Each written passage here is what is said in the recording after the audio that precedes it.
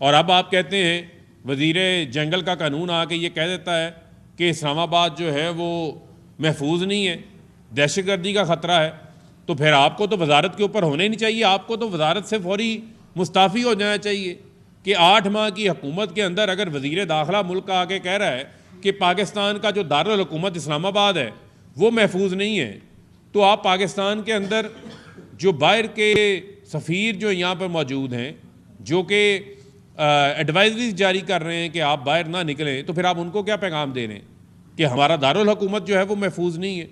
आज वोटर्स जो है वो वोट डालने के लिए पोलिंग स्टेशनों के ऊपर पहुँचे, लेकिन उनको उनका वोट डालने का जो हक है उसको इस्तेमाल करने से रोका गया है।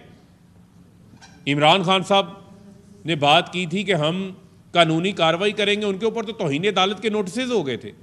तो अब हमें यह भी देखना है कि यहाँ पर मेयार क्या कायम होता है, यहाँ पर भी कोई तौहीन की कार्रवाई जो है वो शुरू होती है आगे।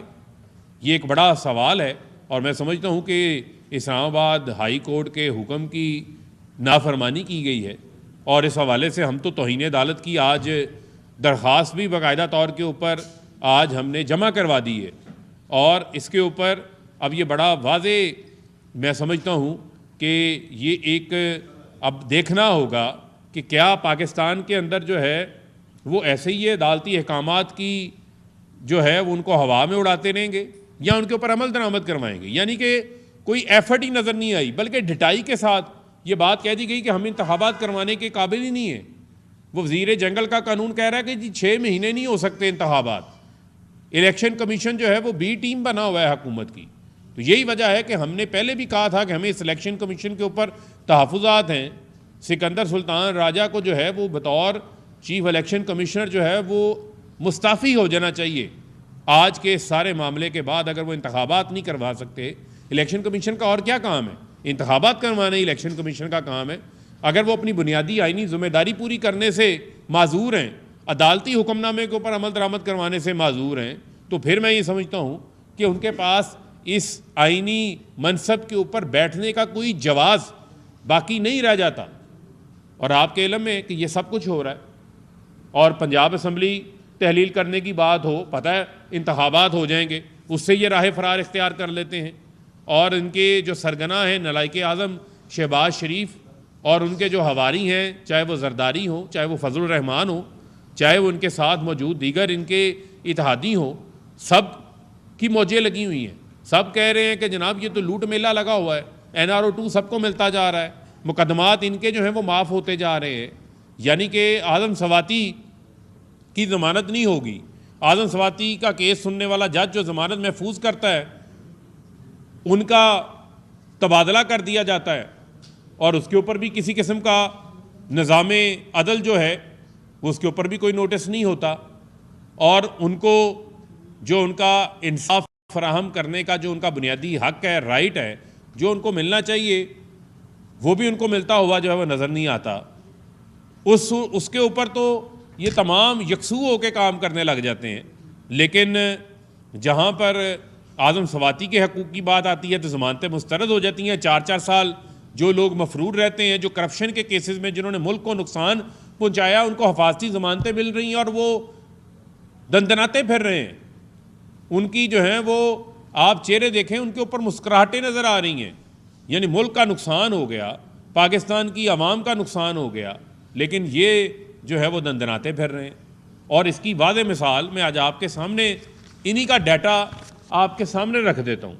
ये कल हुकूमत का जो वज़ारत ख़ज़ाना है उसने अपनी इकनॉमिक आउटलुक की रिपोर्ट जारी की है।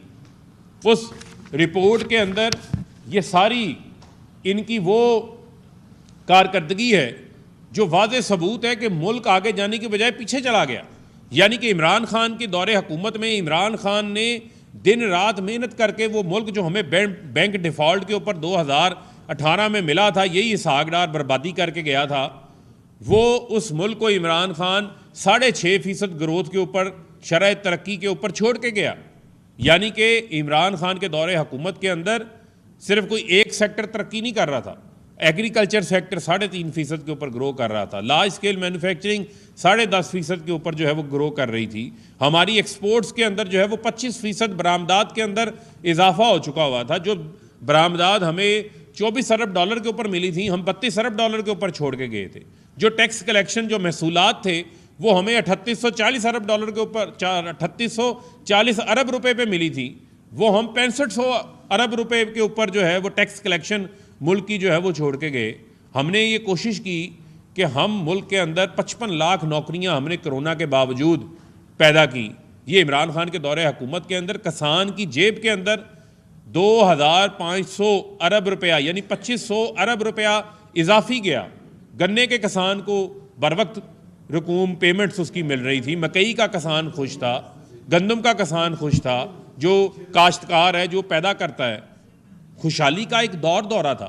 ये एक ऐसी हुकूमत आई है जो अपने केसेस माफ़ करा रही है और मुल्क को जो है वो अंधेरों की तरफ ले गए। ये सिर्फ मैं अभी चंद चीज़ों का रिकॉर्ड आपके सामने रखना चाहता हूँ। जो कल इन्होंने इकनॉमिक आउटलुक रिपोर्ट जारी की है, उसके मुताबिक पाकिस्तान के अंदर जो बैरून मुल्क पाकिस्तानी, जब 2018 में इमरान खान वज़ीर आज़म बने तो 18 अरब डॉलर तरसीलात ज़र, यानी वो बैरून मुल्क पाकिस्तानी 18 अरब डॉलर तरसीलात ज़र भेजते थे। इमरान खान के 3.5 साल दौरे हुकूमत में वो तरसीलात ज़र जो है वो 32 अरब डॉलर के ऊपर पहुंच गई, यानी कि 14 अरब डॉलर का 3.5 साल दौरे हुकूमत में हमने इजाफा किया था। आज वो बैरून मुल्क पाकिस्तानी जो तरसीलात ज़र हैं, पिछले साल की निस्बत उसके अंदर 9.5% कमी है। ये इनकी माशी आउटलुक की जो रिपोर्ट है उसके मुताबिक नीचे आ गई है, यानी तरसीलात ज़र बैरून मुल्क पाकिस्तानियों ने पिछले साल का बनिस्बत इस साल जुलाई से नवंबर तक 5 माह के अंदर 9.5% कमी आई है। आगे आप पूरा जब साल मुकम्मल होगा इससे ज़्यादा कमी जो है वो नज़र आएगी। एक्सपोर्ट्स जो बड़ी बुनियादी चीज़ है पाकिस्तान के अंदर डॉलर्स लाने के हवाले से, उसके अंदर जो है वो इस रिपोर्ट के मुताबिक 2% उसके अंदर कमी आ गई है। आपके लिए मैं यहाँ पे टेक्सटाइल सेक्टर जो बड़ी तेज़ी से ग्रो कर रहा था, आज वो टेक्सटाइल सेक्टर दुहाइयाँ दे रहा है। उनकी उनके जो पेमेंट्स हैं, जो उनके रिफंड्स हैं, वो स्टक हुए पड़े हैं। जो उनकी कॉस्ट ऑफ डूइंग बिजनेस है वो बढ़ गई, आज ताले पड़ गए हैं यहाँ पर, आज बड़ी बड़ी इंडस्ट्री बंद हो रही है यहाँ पर। इसके अलावा जो फॉरेन डायरेक्ट इन्वेस्टमेंट है, जो बराह रास्त किसी भी मुल्क के अंदर इन्वेस्टमेंट आती है, उससे भी डॉलर्स आते हैं। इसी माशी आउटलुक रिपोर्ट के मुताबिक उसमें तकरीबन 60% कमी हुई है, यानी 60% फॉरेन डायरेक्ट इन्वेस्टमेंट नीचे आ गई है। अब जब चोर इक़्तिदार में बैठे होंगे, जो खुद NRO2 ले रहे होंगे, जो नैब तरामीम करके पापड़ वाले फलूदे वाले के नाम पर लूटी हुई दौलत से अपने आप को जो है वो छुटकारा हासिल कर रहे होंगे, तो कौन बैरून मुल्क पाकिस्तान से ला के यहाँ पर इन्वेस्टमेंट करेगा, जहाँ पर जो है वो रूल ऑफ लॉ नज़र नहीं आएगा, जहाँ पर ताकतवर बैठ के खुद अपने आप को कानून से ऊपर समझेगा, तो कौन इन्वेस्टमेंट लेकर आएगा। तकरीबन 60% FDI फॉरेन डायरेक्ट इन्वेस्टमेंट के अंदर कमी आई है। ये इनकी रिपोर्ट जो है जो जारी की गई है उसका ये डाटा मैं आपके सामने रख रहा हूँ। इसी तरह FBR का जो टारगेट है, इनका अपना दिसंबर का जो टारगेट है, उसमें तकरीबन 600-650 अरब रुपया कम जमा इनके पास जो है वो हुआ है। वो टारगेट ये अचीव नहीं कर पा रहे, मईशत को जो है वो पीछे ले आए हैं। और इसके अलावा जो प्राइवेट सेक्टर क्रेडिट लेता था, प्राइवेट सेक्टर जब बैंकों से क्रेडिट लेता है तो इन्वेस्टमेंट करता है, नई इंडस्ट्री लगती है, नई सनतें लगती हैं।